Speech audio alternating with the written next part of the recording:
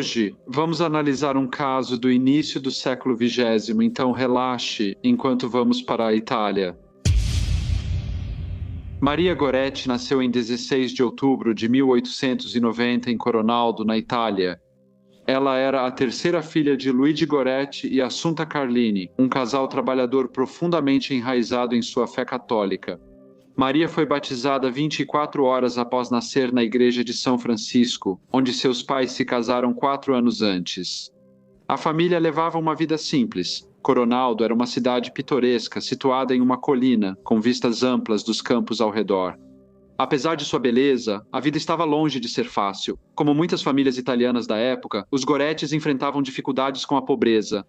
As dificuldades financeiras acabaram forçando Luigi a tomar a difícil decisão de deixar sua amada cidade natal em busca de melhores oportunidades. Essa foi uma escolha dolorosa, já que Coronaldo era o lar da família há gerações e o lugar onde Luigi e seus filhos haviam se conhecido pela primeira vez. Enquanto trabalhavam nos vinhedos, mudaram-se para Pagliano, pequena cidade no oeste da Itália, cerca de 65 quilômetros ao sul de Roma. Aqui tornaram-se meeiros, prática comum entre famílias pobres. Isso significava que eles cultivavam terras pertencentes a outras pessoas e dividiam metade da colheita com o proprietário, embora esse acordo lhes proporcionasse um meio de sobrevivência. Muitas vezes exigia longas horas de trabalho duro, difícil sob o calor intenso do verão. No entanto, apesar de suas dificuldades, os Gorettis continuavam sendo uma família unida e feliz, ligados pela fé. Os campos que Luigi trabalhava pertenciam a um proprietário de terras rico. Ele não estava sozinho. Trabalhava com Giovanni Serenelli, que morava perto com o filho adolescente, Alessandro. A dupla trabalhava duro e dividia os lucros. Com a melhora financeira de Luigi, ele e sua esposa Assunta tiveram o 5º filho. Giovanni Serenelli, com quem Luigi trabalhava, não era alguém com quem se imaginaria que ele se associasse. Sua reputação o precedia, e não de uma forma favorável. Ele era conhecido como um bêbado abusivo, propenso a acessos de raiva e incapaz de manter relacionamentos significativos. Seu estilo de vida era transitório, vagando de um lugar para outro, até que seu comportamento inevitavelmente fazia com que não fosse mais bem-vindo, deixando para trás um rastro de relacionamentos desgastados e pessoas descontentes. Alessandro teve uma infância difícil, diferente da estabilidade vivida pelas crianças Goretti. Apesar da pobreza, moravam com 2 pais trabalhadores, amorosos e confiáveis. Os primeiros anos de Alessandro foram de caos e tragédia, lutando para sobreviver contra quem deveria protegê-lo. Ele passou por experiências traumáticas, incluindo um episódio em que sua mãe, em desespero ou instabilidade, tentou afogá-lo em um poço. Embora ela não tenha conseguido, a lembrança daquele dia permaneceu vívida, um lembrete assombroso de sua infância turbulenta. Pouco depois desse evento horrível, sua mãe tirou a própria vida. As ações dela apontavam para lutas profundas e não tratadas com a saúde mental, deixando Alessandro para enfrentar o impacto duradouro com a dor da perda e as perguntas sem resposta em torno do sofrimento dela. As tragédias de sua vida continuaram com a morte do irmão, aprofundando o luto e a instabilidade de sua juventude. Essas experiências deixaram para ele uma infância que contrastava fortemente com a das crianças de Luigi, e serviram como um lembrete de como as vidas das crianças podem ser profundamente moldadas pelas circunstâncias de suas famílias. Após algum tempo em Pagliano, Giovanni foi demitido pelo dono das terras onde ele e Luigi trabalhavam. Infelizmente para Luigi, isso também resultou na perda do emprego devido à situação financeira. Luigi se viu preso em uma situação difícil, pois agora não conseguia romper sua relação de trabalho com Giovanni e seu filho. Eles se mudaram para um novo local, a cerca de 1 hora de distância, na esperança de melhores perspectivas. Ao chegar, Luigi ficou surpreso com o estado das terras agrícolas. Quase tudo era pântano alagado. A terra era imprópria para cultivo, não desenvolvida e repleta de rebanhos soltos, dificultando qualquer tentativa de agricultura. Apesar desses desafios, os 2 homens tinham pouca escolha a não ser tentar fazer aquilo funcionar. Determinados, trabalharam duro na terra e drenaram os pântanos para criar um ambiente adequado para as plantações. Após consideráveis esforços, eles conseguiram plantar 40 acres de trigo e durante o ano seguinte fizeram um progresso lento, mas constante na melhoria da terra. Os pântanos também eram criadouros de mosquitos que infestavam a área no verão, alguns transmissores de malária, doença que assolava a região há séculos. No começo do século XX, a malária ainda era comum na Itália, principalmente nas zonas rurais. A água parada dos pântanos favorecia sua proliferação e todo ano alguns moradores pegavam malária, muitas vezes com graves consequências.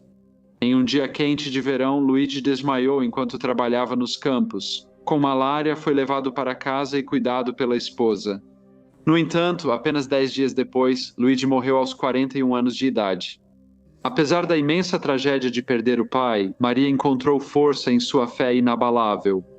Ela acreditava que Deus guiaria e protegeria sua família nos momentos difíceis. Diante do luto, ela acalmou a mãe, dizendo que suportaria e ajudaria em casa. Assunta, agora viúva, foi obrigada a assumir o trabalho físico de cultivar os campos, uma tarefa exigente, mas que ela enfrentou com determinação. Por sua vez, Maria assumiu o papel de mãe para seus irmãos mais novos. Diariamente, ela ajudava os irmãos a se vestir, preparava as refeições e unia a família para rezar, trazendo conforto e estabilidade nas dificuldades. Aos 9 anos, Maria já ajudava muito a mãe. Toda semana, ela ia sozinha ao mercado, onde vendia ovos e legumes da fazenda para ganhar uma renda modesta. Com o dinheiro que conseguia, comprava o essencial que a família precisava. Mesmo com muitas responsabilidades, ela sempre reservava tempo para sua fé. Em cada viagem, ela parava no santuário de Nossa Senhora das Graças para uma oração silenciosa antes de voltar para casa. O simples e sagrado ato de devoção era essencial em sua rotina, trazendo estabilidade diante dos desafios. A religião de Maria não era apenas um conjunto de rituais ou costumes, era a pedra angular de sua vida. Ela lhe dava propósito e uma sensação de conexão com algo maior do que ela mesma.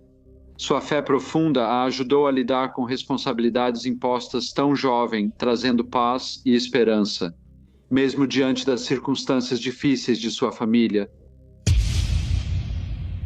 Após a morte de Luigi, a relação entre os Gueretes e os Serenellis começou a se deteriorar.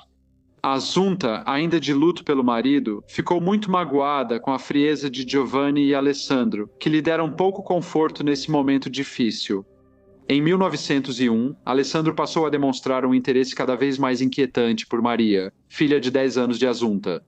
Ele começou com piadas e histórias inadequadas que deixavam a garota desconfortável. Maria respondia rispidamente, mostrando que achava os comentários dele desagradáveis e inaceitáveis. No entanto, Alessandro parecia gostar da reação que provocava e, em vez de recuar, continuava a assediá-la. As investidas dele se tornaram mais explícitas e Maria, embora assustada, continuou a rejeitá-lo. Às vezes a presença dele era tão insuportável que ela só conseguia se defender fisicamente. Recorrendo a bater nele com uma vassoura ou jogar água nele numa tentativa desesperada de fazê-lo parar. Infelizmente para Maria, ele disse a ela que haveria consequências se ela falasse sobre o comportamento dele. Ele ameaçou a vida dela, garantindo que o medo a mantivesse em silêncio. Apavorada com as possíveis consequências e para não sobrecarregar a mãe com mais dor, Maria guardou o tormento para si. Ela se concentrou em sua primeira comunhão, em 16 de junho de 1900, e que lhe trazia esperança e paz. O dia chegou. A cerimônia foi um importante rito de passagem para a jovem, e o padre que a presidiu transmitiu uma mensagem poderosa às crianças presentes. Ele falou sobre a importância de permanecer puro e virtuoso, não importando os desafios que enfrentassem na vida.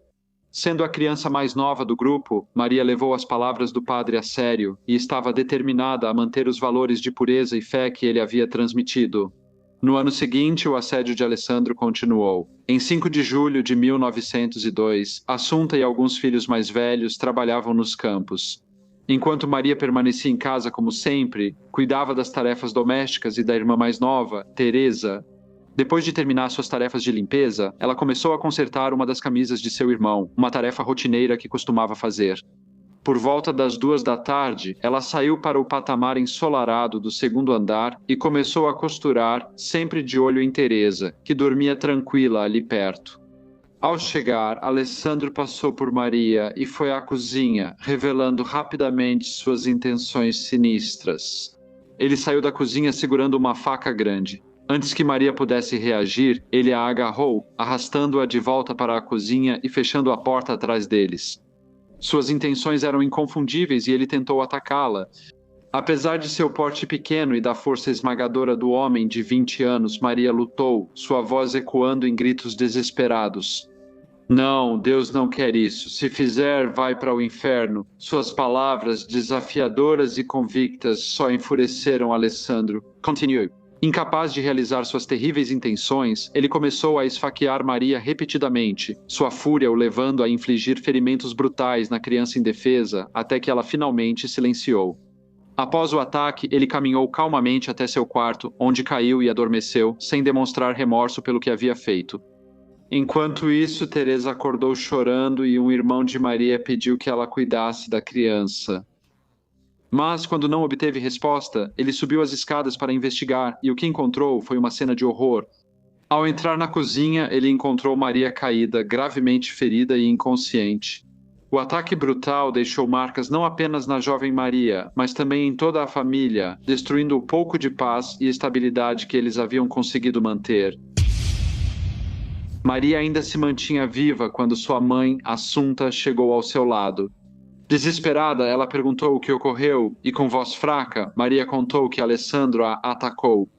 Uma carruagem puxada por cavalos levou Maria ao hospital rapidamente, enquanto Alessandro foi preso no local.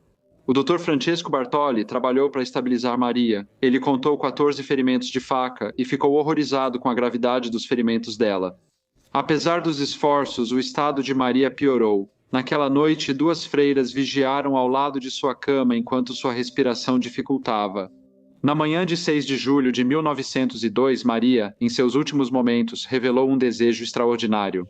Ela queria que Alessandro fosse perdoado e que um dia se juntasse a ela no céu. Pouco depois, ela faleceu. Ela tinha apenas 11 anos de idade. Maria foi sepultada 2 dias depois e seu funeral atraiu uma grande multidão. Muitos ficaram profundamente comovidos e perturbados pelas trágicas circunstâncias de sua morte e vieram prestar suas homenagens e oferecer condolências. A história de Maria se espalhou rapidamente, chamando a atenção de todo o país. Sua coragem e fé viraram manchete em toda a Itália, e seu nome logo ficou conhecido em todos os lugares. Alessandro foi julgado por seu crime e considerado culpado. A defesa alegou que Maria provocou o ataque e que ele agiu em legítima defesa, mas essa versão foi rejeitada com descrença. Ele foi condenado a 30 anos de prisão. Nos primeiros anos de sua detenção, ele era violento e imprevisível. Seus frequentes acessos de raiva o tornavam perigoso para outros detentos, exigindo isolamento constante. Esse comportamento volátil persistiu até seu 6º ano na prisão, quando algo extraordinário ocorreu. Ele afirmou que certa noite Maria apareceu para ele em um sonho. Ele a descreveu em pé em um jardim, colhendo 14 lírios brancos, um para cada uma das facadas, e entregando os lírios para ele, um por um. Ele disse que sentiu um profundo senso de perdão e graça. Mais tarde contou como foi tomado pelo Espírito Santo e acreditou que Maria o havia perdoado. Essa experiência transformou Alessandro. A partir daquele momento, ele se tornou um prisioneiro exemplar, conhecido por seu bom comportamento e humildade. Sua conduta melhorou tanto que ele recebeu liberdade condicional 3 anos antes do fim da sentença, tornando-se livre. Seu primeiro ato foi visitar Assunta, a mãe de Maria, onde ele implorou pelo seu perdão pela dor inimaginável que havia causado à sua família. Assunta, em um gesto de misericórdia, o perdoou dizendo: "Se minha filha pode te perdoar, quem sou eu para negar o perdão?" Alessandro teve uma vida tranquila como operário e depois viveu seus últimos anos em oração e serviço em um mosteiro capuchinho. Morreu aos 87 anos e deixou uma carta encontrada entre seus pertences. Nela, ele refletiu sobre sua vida e o crime que a definiu. A carta dizia: "Estou velho e perto do fim dos meus dias. Olhando para o meu passado, reconheço que na minha juventude segui um caminho falso, uma estrada má que me levou à ruína. Aos 20 anos cometi um crime passional, cuja lembrança ainda me horroriza até hoje. Maria Goretti foi meu bom anjo que Deus colocou em meu caminho para me salvar." As palavras dela de repreensão e perdão ainda marcam meu coração. Muitos acreditam nisso.